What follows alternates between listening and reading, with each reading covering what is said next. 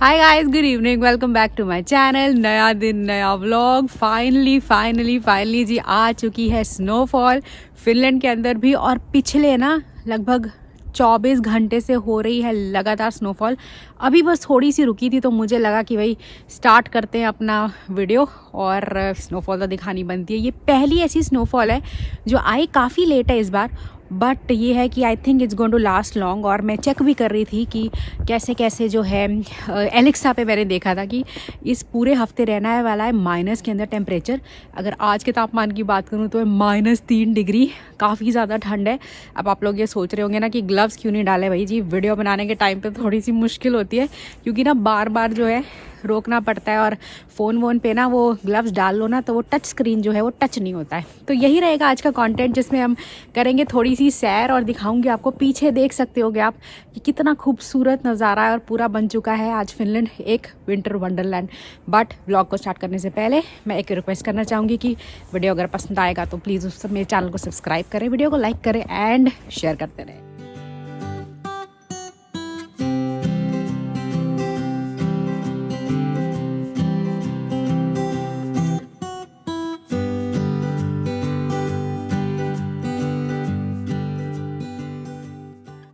अब एक ऐसे सवाल के बारे में भी बात कर लेते हैं जो इतने सारे लोग पूछते हैं कि हाँ, डार्कनेस तो बहुत ज़्यादा रहती है तो उससे मूड जो है लोगों का डिप्रेस हो जाता है।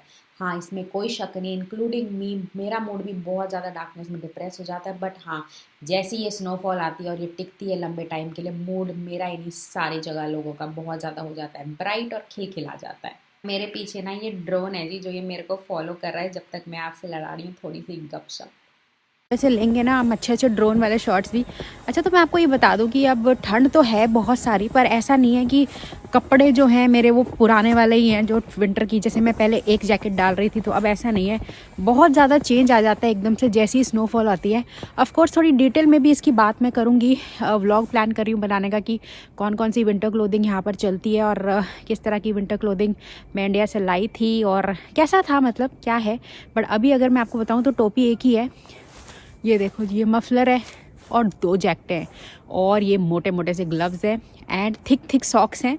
प्लस जो है हमारे जो दूसरे वाले बूट्स होते हैं जिसमें जो है आइस जब गिरती है, बट फिर जो जूते नहीं गीले होते वो वाले मैंने जूते डाले हुए। डिटेल में ऑफकोर्स उसका जल्दी बनाएंगे व्लॉग तो, और फिर उसमें बात करेंगे विंटर क्लोथ। इसीलिए अब आप लोग करो जी बहुत प्यारे प्यारे से ड्रोन शॉट्स एंजॉय जो हमने ऊपर से लिए। आप देख सकते हैं कि कैसे जो जंगल का इलाका है उसमें जब पूरे पेड़ों पे ना बर्फ़ हो जाती है तो किस तरह का खूबसूरत नज़ारा हो जाता है।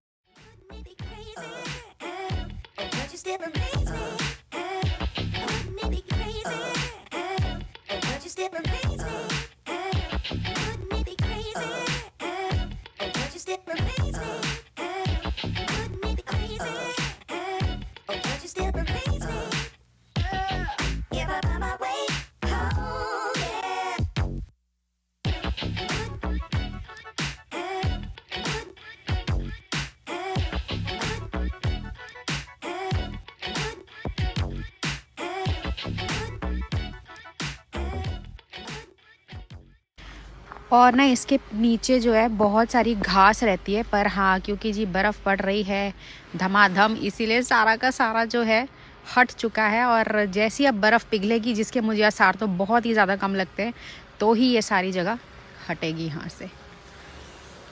और जितना आसान हम लोगों को लगता है ना कि जी बर्फ़ पड़ गई, नज़ारे तो खूबसूरत हो गए, हाँ उसमें कोई डाउट नहीं है, पर ये एक चीज़ है कि वॉक करना थोड़ा सा मुश्किल हो जाता है और ये सच में रियलिटी है। और आपको हर जगह के लिए, हर चीज़ के लिए, हर सीज़न के लिए अपने अपने तरह के जूते चाहिए।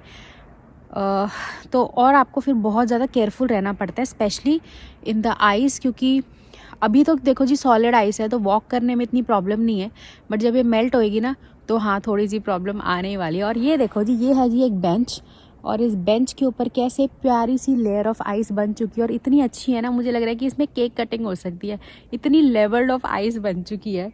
और ये स्टे करने वाली है बहुत सारे टाइम के लिए, तो मुझे लगता है कि अच्छा लगेगा। बट आप देख रहे होगे अब जैसे अंधेरा तो छाने ही वाला है, क्योंकि डे लाइट रह गई है सिर्फ 3-3.5 घंटे की, ज़्यादा डे लाइट नहीं रह गई। अगर मैं आपको अभी टाइम बताऊं तो अभी हुआ है शायद 3:30 बजे, और अंधेरा बस अब छाने ही वाला है।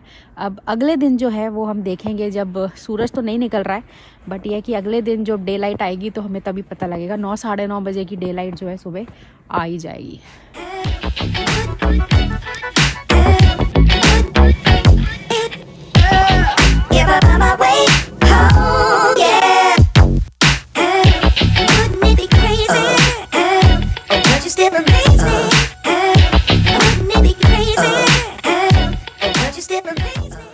अगर आप ये चीज़ सोच रहे हैं ना कि अब रोड्स तो जो हैं वो सारी बर्फ़ों से भरी हुई हैं, तो यहाँ पे गाड़ियाँ कैसे चलती हैं और हम लोग कैसे चलते हैं, तो ये देखिए यहाँ पर हमेशा एक बंदा आता है सुबह, जो है जिसकी ड्यूटी लगी होती है। ऑफ कोर्स वो पेमेंट के ऊपर ही होती है, और एक तरह की पार्ट टाइम जॉब्स ही होती हैं जो काफ़ी सारे स्टूडेंट्स करते हैं या फिर और लोग करते हैं। और ये सारी की सारी जो बर्फ़ है ना, वो एक मशीन लेके आता है और वो सारी की सारी वहाँ पे साइड कर देता है, ताकि जो आम जिंदगी है वो ना रुके।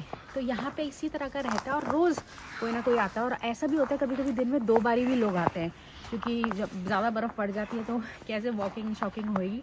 बट जो हाँ साइडों पे बर्फ़ है ना, उसको वो बिल्कुल नहीं हिलाते। सिर्फ जो रोड्स हैं या जो ट्रैक्स हैं उनको जो है वो फटाफट टाइम टू टाइम क्लियर करते रहते हैं। अब चलते हैं थोड़ा जंगल की तरफ भी, ज़्यादा नहीं जाएंगे आज, जंगल में वॉकिंग नहीं करेंगे क्योंकि अंधेरा होने वाला है। पर थोड़ा बहुत जो पहाड़ वहाड़ है उनको देखते हैं कि उनके ऊपर कैसे छाई हुई है बर्फ़।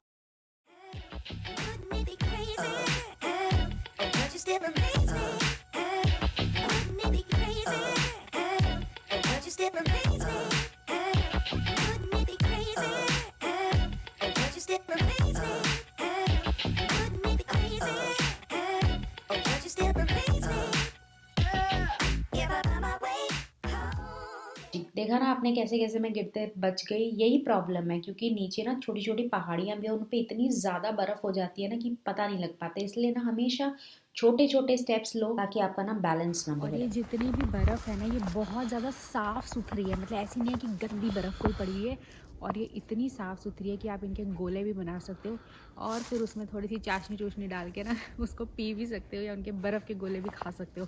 हम ऐसा आज नहीं करने वाले हैं क्योंकि हमारे पास कोई ऐसी चीज़ नहीं है, पर हाँ एक दिन ये चीज़ भी ज़रूर ट्राई करेंगे।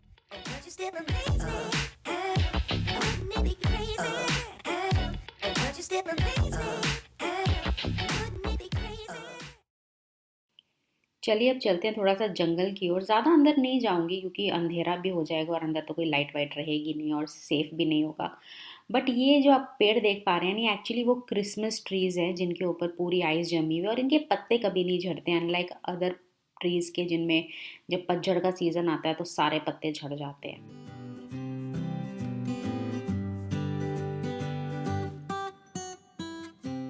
हाँ जी, तो यही था आज का व्लॉग। आई होप आप लोगों को पसंद आया हो। कितनी ज़्यादा हुई हुई है ना बर्फ़बारी, और ये कहीं नहीं जाने वाली। अगले 3-4 महीने, हो सकता है 5 महीने के लिए भी ये यहीं पर रहे।